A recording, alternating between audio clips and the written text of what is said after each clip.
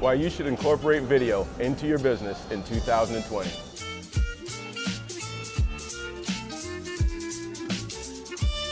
Darryl Watty, Chestnut Park West in Waterloo region. Tom Storey, Royal LePage Signature Realty in Toronto. Brett Starke with the Starke Realty team at PSR Brokerage. So guys, what made you start using video? So my whole kind of philosophy with video is when I first started in real estate, I was 22 years old. My friends could not afford to buy real estate. Their parents didn't trust me yet, and they could hardly even afford to lease real estate, right? So in my mind, I was thinking like, you know, you have to have the ability, but it doesn't matter unless you're visible. So my whole philosophy behind video is visibility beats ability, because it doesn't matter how good you are at what you do if nobody knows, right? So that's kind of the main reason that I got started in video. Cool. So for me, I was new in the Toronto market a couple of years ago. I was previously trading in Ottawa, and what I wanted to do was do something to stand out. So I started going to the real estate conferences, and I think it was 4 years ago, I saw Darryl on stage talking about how to use video in listing presentations with buyers and just how to build your brand, and I thought that was really good. And then I think 2 years ago or last year, I saw Tom on stage, and he was talking about how to do video analytics and video valuations for his clients, and I thought, that's genius. So I've tried to incorporate both into my business, and it's been really successful. Well, thanks for the shout out, Brett. Pretty awesome. The reason I got into video though was I've always been a salesperson, and I find that in real estate, for the most part, we're just marketing agents. So how do we convey that message of what makes our property great? To me, the way to do that is through video or an open house. Otherwise, you're limited to your character count, which is like 500 to 1,500. So if a picture's worth 1,000 words, then how much is a video worth? So I figured videos are the best way to sort of show the lifestyle of a home. And then once I saw that naked video, you know, the one in the Australian naked video? Yeah. I'm like, okay, I'm not doing a naked video here. But then it led me to another fellow by the name of Andrew Gilmore, who just made, you know, showed the lifestyle of the home, made it fun, and by bringing some sort of theme, it caused the purchaser, the person watching the video, to watch from start to finish. So I'm like, okay, this actually helps me sell the house. Yeah, that's the main reason I want to get it, because I just want to sell more houses. So that's great. So now you've decided to do video. What was your biggest obstacle or hesitation with getting into video, and how did you overcome that? I would say the biggest thing was just getting started at all. So I remember I was thinking, like, what's the one thing I can put into my business? This was going into 2016 when I was thinking this. I was like, I'll start a monthly real estate report to try to get myself out there. And I had all these ideas written down on paper, but I was trying to figure like, hey, how do I actually execute on this? And worrying about all the technology and the expensive cameras and things like that. But then once I just filmed the first one, which was on my iPhone with no microphone, and got myself out there, and they were not good. I remember my clients saying like, hey Tom, we watched your video, but like your eyebrows didn't move the whole time, right? Because you're like sitting like this, trying to pretend to be this professional version of yourself that you're not. And once I remembered that the video's not actually about me, it's about the information that you're giving to other people, that's when the light bulb kind of went off. Awesome. I had two hesitations. One was the cost associated with the production and the filming. So the first video I did was high production. I got a video company to come in with a director and a sound guy and a light guy, and it cost me an arm and a leg. And I didn't get the views, the sellers were happy, but I needed to find a way to do it that was cost effective and could get a message across more effectively. My second biggest challenge was having to look at myself and hear myself on camera. So I'm one of these guys that hates his own voice on the phone. And when you see yourself on video, it takes that to the next level.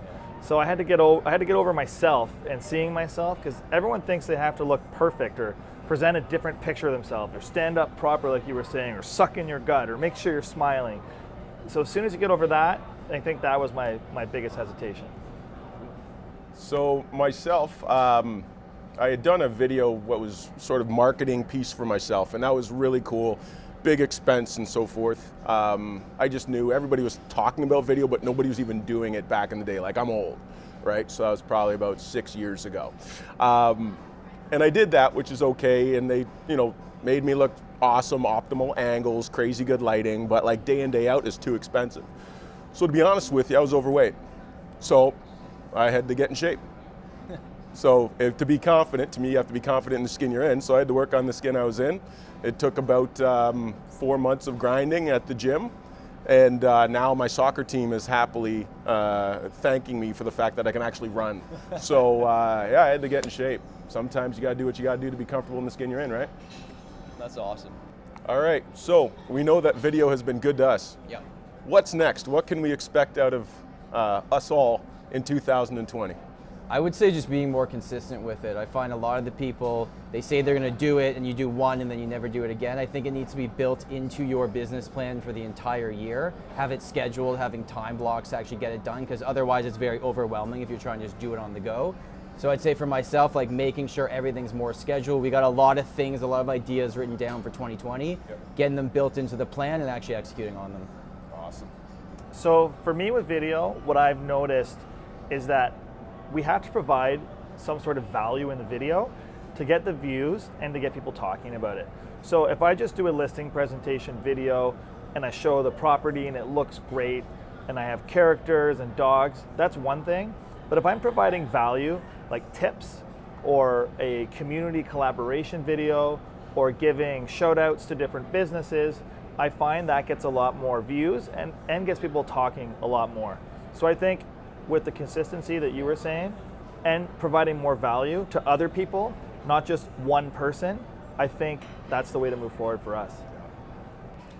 So for me with video, I definitely have to get into this whole Tom's Story market update thing on a regular basis. I just have to do it short and sweet and to the point. But second to that, I definitely want to focus on more brand related videos. I've had the blessing of, by doing this for so long, it's funny how my wife will even say to me, Darryl, so many of your listings are so on brand. And I'd love to just continue with that, establish neighborhoods, irreplaceable real estate. And so focus on my love for that, whether it's just a listing or not, just explain to the market and so forth what makes those special homes special to me. So guys, I'd like to thank you again for your time. Hopefully this has been of value to you guys. But I'm really curious to know, are there any last sort of final tips that you'd like to impress upon those that are considering video in 2020? Yeah, sure. So I'll look straight at the camera for this one because I think it's so important. We're in an industry where we literally put our face on everything they will allow us to put our face on. But we hide from the camera. It just makes no sense to me. Other than being face to face like this, the second best thing is sending video because they can see your expression, your tone, like everything that you can get across can be done in a cheap medium. And if you focus on these videos as client relationship, not just bringing in new business, I think that was like the biggest light bulb for me. My tip would be, if you're thinking about doing it, just do it. Message one of us, DM us, email us, call us. I think you'll find that most realtors, if you give them an opportunity, will help you with your business because it's a referral business. Although we're competitors, your business and your business is definitely not the same as my business, and we're not helping the same people, right? So I think the more value we can give, the more we can help other people. That's the way to move forward. And if anyone needs help with video, any of us will get you started. And for myself, I would suggest, guys, get into it. It's more of not a tip, but just like a little nudge. What you expect to be the benefit is the tip of the iceberg. It's amazing if you have an open house or you're at the grocery store or whatever and somebody points out and says, oh my gosh, I recognize you. And they start talking to you like you're an advisor or you have, that knowledge. And if we can be a trusted real estate advisor to whomever that is, there's no way that your business will not grow. So get into it. There's a reason why you're thinking about doing it. That's called intuition, okay? And I wish you guys nothing but the best in 2020.